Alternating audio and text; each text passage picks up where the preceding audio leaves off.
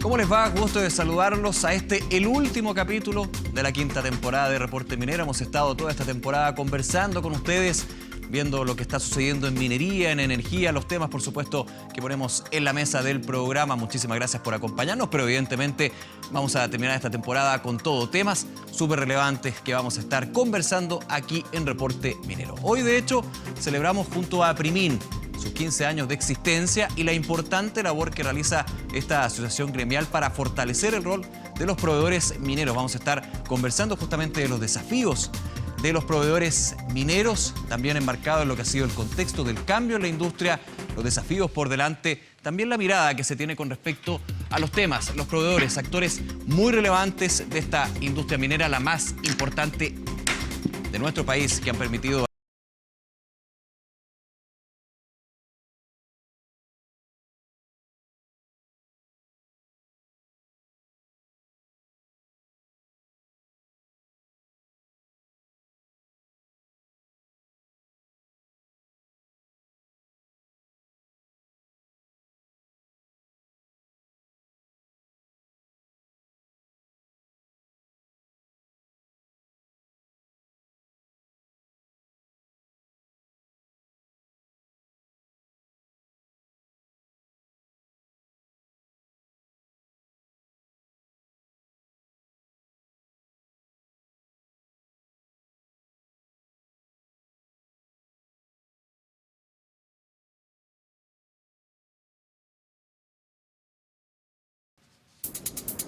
la Asociación de Proveedores Industriales de la Minería, Primin, va a celebrar su cena anual con una conmemoración de los 15 años de trabajo como entidad gremial.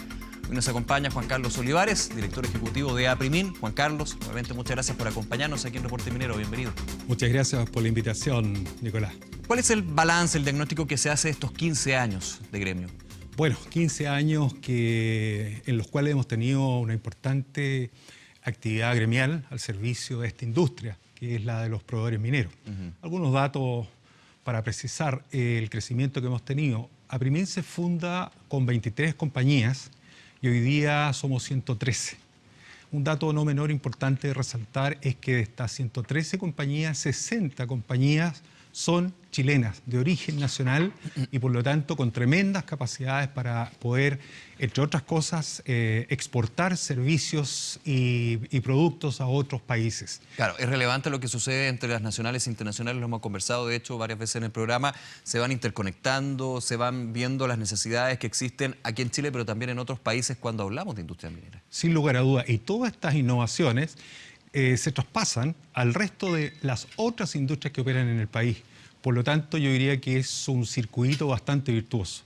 De hecho, por ejemplo, ayer acabamos de tener un seminario de innovación centrado en los temas de digitalización, que sin lugar a dudas son los temas que van a marcar el futuro y el desarrollo de la minería chilena, dentro de los cuales nuestras empresas son los principales actores, sin lugar a dudas. ¿Por qué va a ser tan importante la digitalización? Porque, por ejemplo, tenemos el caso de Chuqui Subterráneo, ¿no es cierto? Está de alguna manera saliendo del rasgo superficie, pasando, ¿no es cierto?, a otras realidades, y realidades que no contaban con tecnologías apropiadas. Por ejemplo, mover camiones ahí, mover correas transportadoras para poder extraer el mineral, era cosa impensada hace muchos años, pero hoy día ya, por ejemplo, tenemos una serie de, yo diría, máquinas adaptadas, ¿no es cierto?, que pueden perfectamente ingresar al rasgo y poder ejecutar una labor sorprendentemente efectiva y profesional, pero además permite, entre otras cosas, aumentar los grados de seguridad. Saca a las personas, a los trabajadores, ¿no es cierto?, como decimos en la industria minera, a nuestros viejos, ahí de donde puede ocurrir algún lamentable accidente y deja a las máquinas operando en estas instancias. Juan Carlos, son 15 años de trabajo como gremio, también de esta interconexión que se da entre los proveedores y las empresas mineras de extracción, pero también un conocimiento que se ha ido ampliando. ¿Cómo crees tú que se ha ido evolucionando esta relación? También considerando que en la minería hemos vivido de todo, en términos de tiempo. Vacas gordas, vacas flacas, vacas light, decía un ministro de Hacienda. ¿cómo también eso ha de alguna manera reforzado o cambiado esa relación que existe entre las dos partes? Bueno, las relaciones con las compañías mineras siempre han sido y deben seguir siendo muy, muy buenas. Efectivamente, tú dices que hemos tenido ciclos, ¿no es cierto?, muy a la baja y otros ciclos muy a la alta, claro, donde en los ciclos naturalmente a la baja es donde se han producido, yo diría, un poquito más de problemas. Tenemos algunas situaciones que nos han afectado a nosotros, entre otras, por ejemplo, algunas compañías mineras que de un día para otro literalmente cambiaron las condiciones de pago, pasándolas, ¿no es cierto?, de 30 días a 60 días, claro, cosa que nos afectó afortunadamente. Ahí se habla de alguna manera de medidas forzadas por el escenario que se está viviendo. Entonces también ahí hay un tema. Yo no puedo de alguna manera mandar toda la punta al cerro porque finalmente voy a seguir trabajando con ellos, viceversa. Así es, efectivamente. Pero también es importante señalar de que vienen ajustes tremendos, ¿no es cierto?, en términos de los contratos. Es algo que también nos ha pegado muy duro. Pero curiosamente, fíjate que en el tema de los cambios unilaterales de las fechas de pago, nosotros como asociación gremial hicimos nuestra gestión respectiva y fíjate que por lo menos conseguimos que compañías como Codelco, ¿no es cierto?, AMSA, Collahuasi no adoptaran estas medidas que eran dañinas para el sector de proveedores. Claro. Así que tuvimos de dulce a gras en esa situación.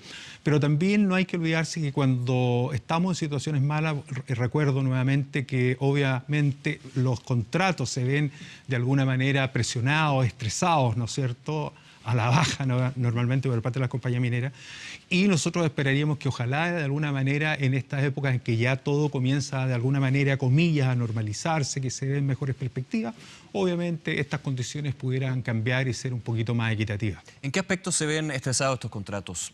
Uno, por supuesto, el pago. Me imagino que hay otros también que de alguna manera llaman a sentarse en la mesa y negociar formas de alguna manera de sacar un beneficio mutuo para las dos partes, ¿no? Naturalmente, pero normalmente tiene que ver con bajar un poco los valores de los contratos. Ahí apunta fundamentalmente.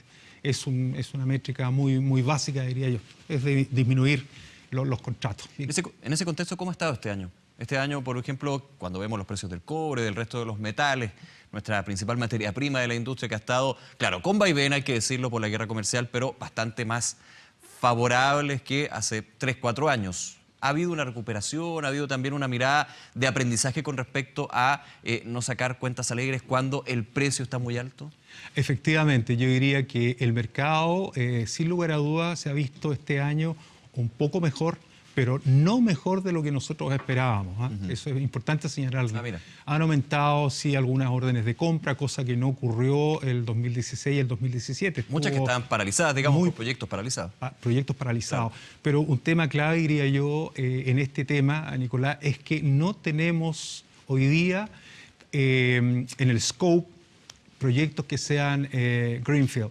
Solamente tenemos proyectos de brownfield y por lo tanto lo que hemos visto son ampliaciones, ¿no es cierto? Como decimos, arreglo de la casa por dentro, levantar la alfombra. Para recordar la diferencia entre brownfield y greenfield, no tenemos proyectos de cero. De cero o nuevos proyectos. Nuevos. Y también otra cosa importante, hoy día los grandes proyectos como Escondida, ¿no es cierto?, que en algún minuto fueron Gravitantes, Pelambre, etcétera, en su magnitud, en su dimensión, yo diría... En cuanto también a las leyes de los minerales, yo creo que eso ya no se va a dar en el futuro. Por lo tanto, hoy día estamos viendo también que hay que cambiar paradigmas y que hay que hacer una nueva adaptación. Es interesante, por ejemplo, ver lo que se vio en el último PDC en Canadá, que, ¿no es cierto?, en donde las compañías mineras van a buscar opciones, ¿no es cierto?, de inversiones, en este caso mineras, claro, prospecciones, etcétera, en que no se vieron a nivel mundial probablemente grandes prospectos. ¿Cuál ha sido el desafío también con este aspecto de la sustentabilidad de la minería? Por ejemplo, se habla del cobre verde, quizá uno de los conceptos que se ha ido manejando últimamente. Es relevante porque las empresas proveedoras son justamente las que están muchas veces encargadas a entregar la tecnología, los procesos para llegar a este material, a este producto sustentable y sostenible también, que es muy relevante. Sin lugar a duda, pero eso lo hace la compañía minera, obviamente con la ayuda nuestra. Con la ayuda, traspasando de alguna manera la función, digamos. Así es, así es. Hoy día, naturalmente, se está pensando en el cobre verde, ¿no es cierto? Lo está sacando adelante con mucha fuerza Codelco, especialmente.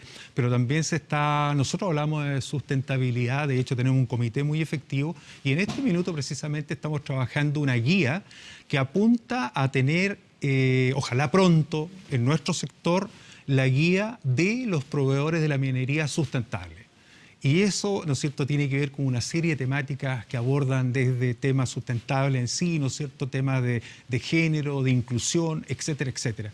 Y queremos hacer ese aporte a la industria minera desde la mirada de los proveedores. El año pasado, en el tema de productividad, tuvimos un excelente trabajo realizado por nuestro comité también, que nos permitió sacar un libro al mercado para compartirlo con la industria con 35 medidas de productividad, de las cuales no es menor señalar que en su minuto 7 de estas medidas fueron tomadas por la Comisión Nacional de Productividad, llevada en ese minuto a la presidenta Bachelet, y de las cuales quedaron hoy día establecidas 2 medidas a través de la gestión que va a hacer en este caso el Ministerio de Minería actual, pero fundamentalmente centrada en una que es el tema de homologación. Nosotros, Nicolás, de los 15 años llevamos más de 10 quizás trabajando. Ese es un tema súper potente que están trabajando. Ha sido nuestro ícono, nuestro caballito de batalla, llámalo como tú quieras, pero que hoy día ya afortunadamente estamos viendo frutos ya bastante concretos. Por ejemplo, Codelco acaba de implementar en sus operaciones norte y sur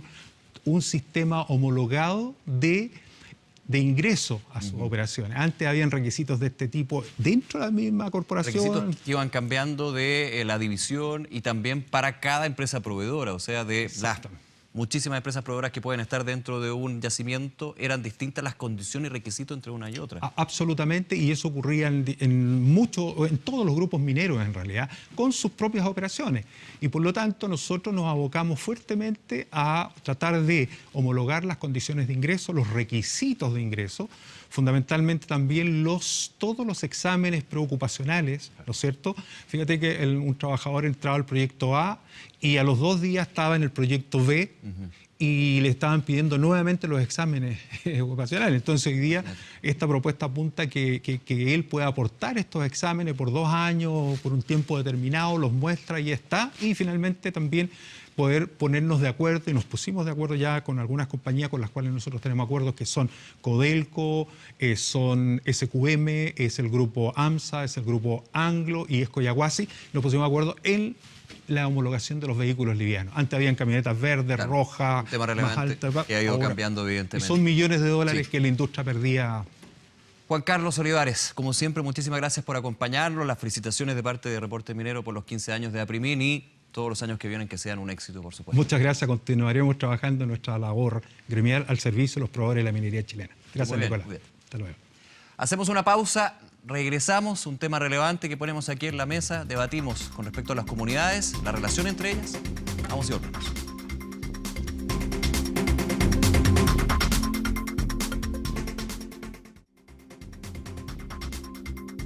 Bien, regresamos al programa. Hoy vamos a analizar los mecanismos de participación temprana en los procesos de diálogo y también la construcción de acuerdos para conciliar la visión de las comunidades con los estándares de producción de las compañías mineras. Para eso vamos a estar conversando con Álvaro García, presidente de Alianza Valor Minero. Álvaro, bienvenido. Muchas gracias por acompañarnos. Y Giovanni Calderón Bassi, director de la Agencia de Sustentabilidad y Cambio Climático. Giovanni, también gracias por acompañarnos en el programa. Muchas gracias a ti, Nicolás. A ver, invitados a los dos porque queremos ver las distintas miradas que se tienen de un tema que hemos estado abordando muchísimo, la relación con las comunidades. Y por eso comienzo contigo, Álvaro. ¿Qué falta? Y más bien, un poquito antes, ¿cómo estamos cuando estamos conversando sobre este tema de tempranamente poder llevar a cabo una relación proactiva entre comunidades, la industria, el Estado, los distintos actores que finalmente están influidos acá?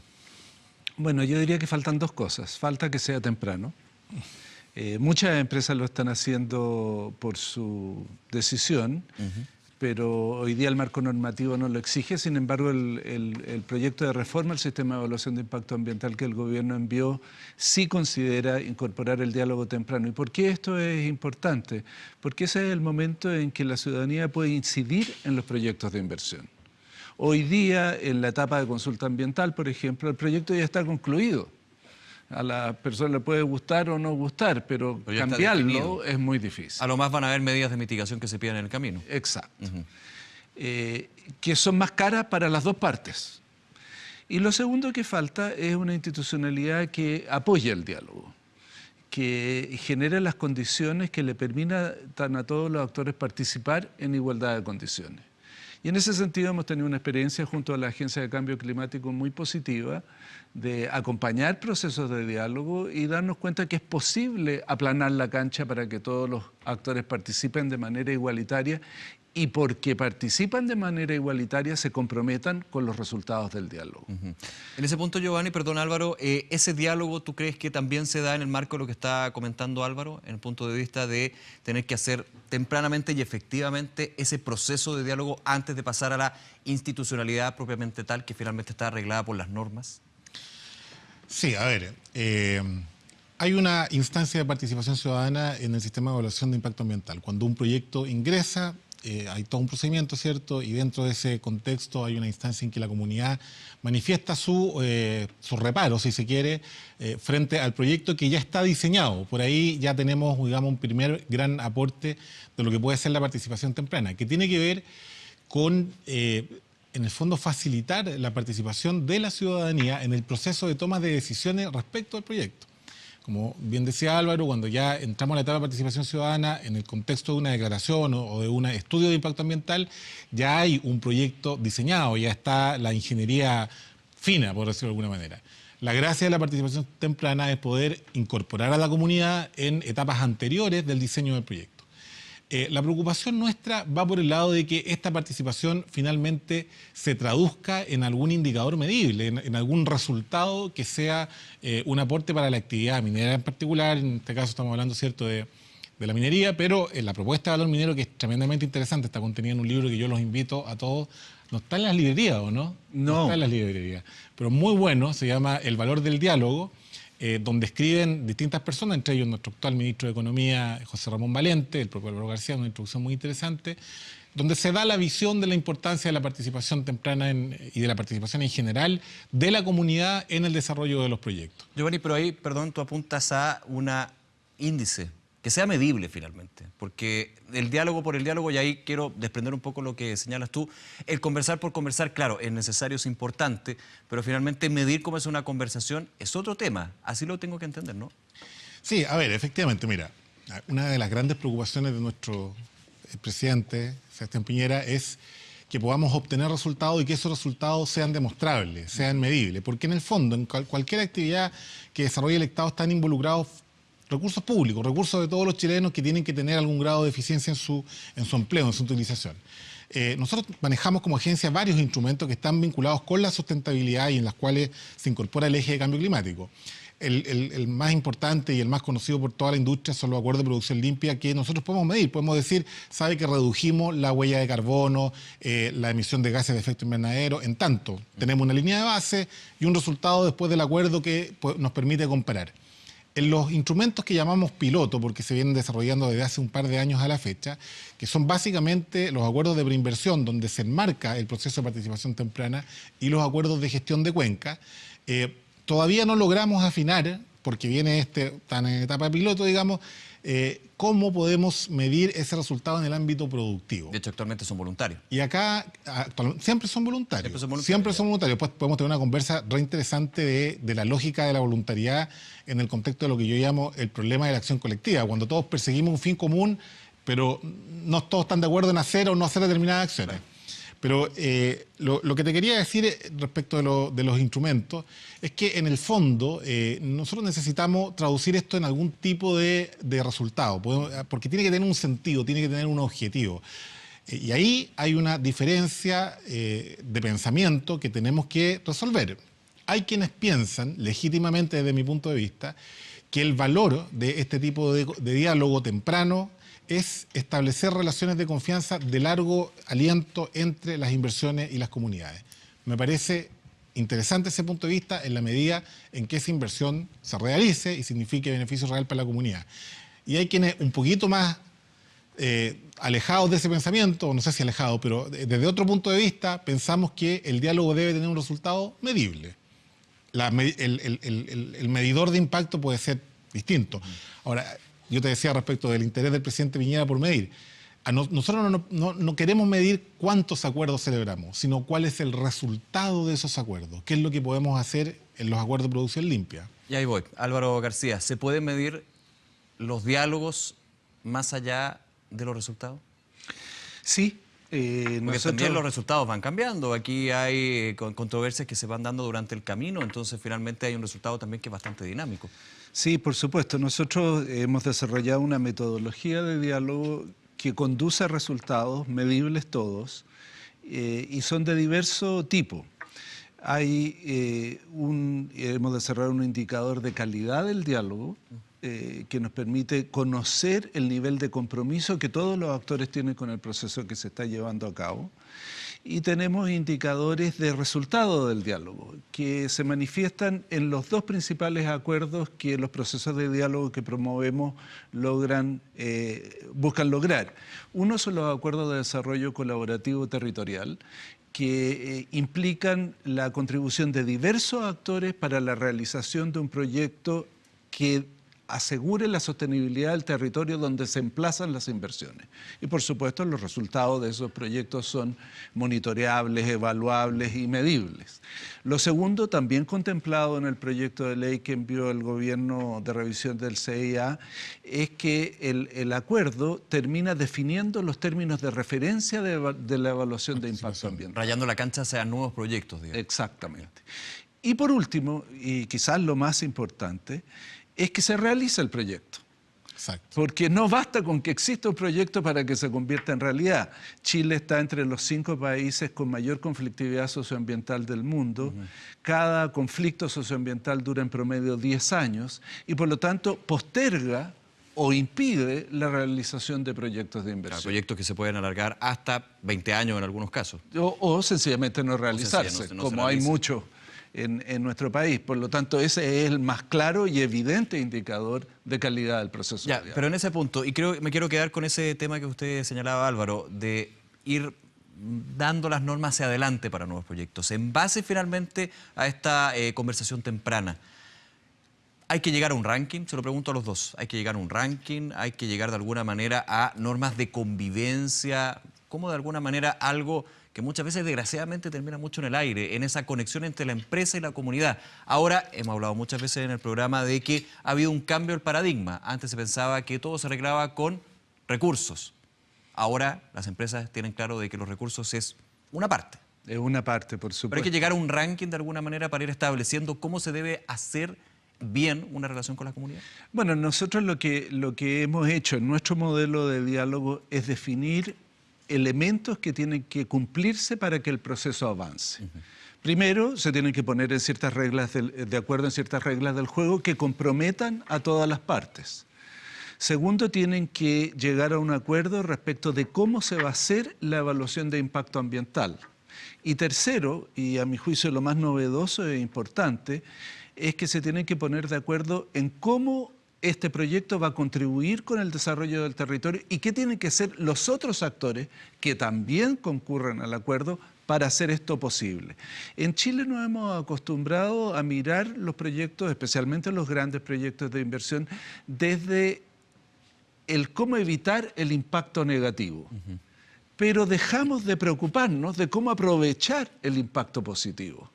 Y esto segundo, normalmente, es de mayor interés ciudadano que lo primero. Claro. Y eso son lo que llamamos acuerdos de desarrollo territorial que se suscriben formalmente entre las partes y que va a ser lo que va a quedar en el territorio donde se instalan estos proyectos. Giovanni, ¿estás de acuerdo con ese punto? De alguna manera, yo le voy a poner un poquito color, como se dice buen chileno, pero somos más bien fatalistas cuando llega un proyecto de inversión. Es decir, evitemos todo lo malo en esta conversación con la comunidad, pero no potenciemos lo que puede ser un win-win finalmente acá. Sí, mira, a ver, varias cosas súper interesantes. Primero, Baldor Minero recogió una experiencia suiza, que detrás de eso hay una cosa sociológica que es la desconfianza de los suizos, algo que los chilenos sabíamos poco, que los suizos eran tan desconfiados entre ellos. Y esa desconfianza entre ellos era lo que dio lugar a la institucionalidad, por ejemplo, de tener un gobierno colectivo, que es bastante sui generis a nivel mundial. Y entre ellos las formas de diálogo que ellos desarrollan. ¿Por qué te digo esto? Porque a propósito de lo que tú dices, cuando se habla de un proyecto, y particularmente un proyecto minero, y particularmente de una gran inversión, se mira con desconfianza. O sea, la comunidad mira esa inversión con desconfianza y ese es el punto de partida respecto al cual hay que partir. Pero fíjate lo interesante del origen de Baldor Minero, que es una inquietud por la paralización de las inversiones producto de estos conflictos socioambientales. Ellos parten de ese conflicto, una iniciativa liderada en un primer momento por el expresidente Lago y por el exministro Álvaro García, porque tengo gran respeto y admiración. Tremendamente interesante.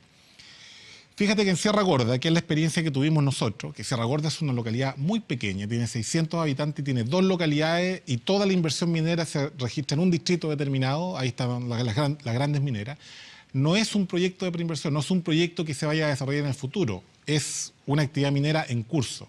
Y ahí se recogen una serie de experiencias en los acuerdos. Me quedo unos segunditos, hay que hacerlo breve. Son 5 acuerdos, no te los voy a contar, pero ahí, por ejemplo, se avanzó en empleabilidad local. Ahí tienes un índice. La capacidad de la industria minera de poder emplear a gente de las comunas donde se desarrolla. Uno de los grandes aspectos positivos. Se nos acaba el tiempo. Álvaro, Giovanni, muchísimas gracias por acompañarnos. Un tema, por supuesto, que siempre está en la mesa de Reporte Minero y es necesario conversar. Agradecido nuevamente. Gracias. Muchas gracias a ti. Bien, seguimos con otros temas en el programa. Les contamos que APRIMIN realizó el seminario sobre innovación que revisó el impacto de la digitalización en la productividad y seguridad minera. En esta oportunidad, proveedores asociados expusieron sus soluciones para la industria minera del futuro. Desde el lado de los proveedores, lo relevante es que los proveedores son los que tienen el conocimiento desde el punto de vista tecnológico. Hoy día los desafíos están en poder explotar aquellos yacimientos que no tienen las mismas leyes que tenían hace 50 o 100 años atrás. Los autos eléctricos consumen 2 a 3 veces más cobre que los autos normales, por lo tanto tenemos que ser capaces de que a través de la innovación este negocio siga entregando ese cobre que hoy día lo necesita el mundo para su desarrollo. Es muy difícil extraer el material, ¿ya? Por lo tanto hay una migración desde rajos abiertos a minería subterránea. Una de las cosas que estuvimos mostrando acá en APRIMIN es una tecnología que permite colocar la cantidad de aire que efectivamente sea necesaria en el lugar adecuado, de tal manera de reducir la cantidad de energía que tengamos relacionada a la ventilación y a su vez eso se traduzca en disminución de costos. En general, todos nuestros clientes lo que necesitan es aumentar la productividad de su negocio y la seguridad. Creo que son 2 parámetros bien importantes. Y en la productividad lo que buscan es conocer data que les pueda indicar dónde están esos puntos de ineficiencia. Un ejemplo diario, si tuviéramos 1000 sensores conectados y estos sensores simplemente te envían data, no te dice nada. Tenemos que tener la capacidad de transformar esa data en información. El Ministerio de Minería y Sernagiomín lanzaron los cursos del programa de capacitación y transferencia tecnológica a la minería artesanal, PAMA 2018, que buscan perfeccionar a los pequeños mineros en seguridad, geología y nociones legales de la minería, entre otros. Existen más de 500 cupos a nivel nacional y se impartirán de manera gratuita durante los meses de noviembre y diciembre de este año. Todos aquellos interesados deben acercarse a las seremías de su respectiva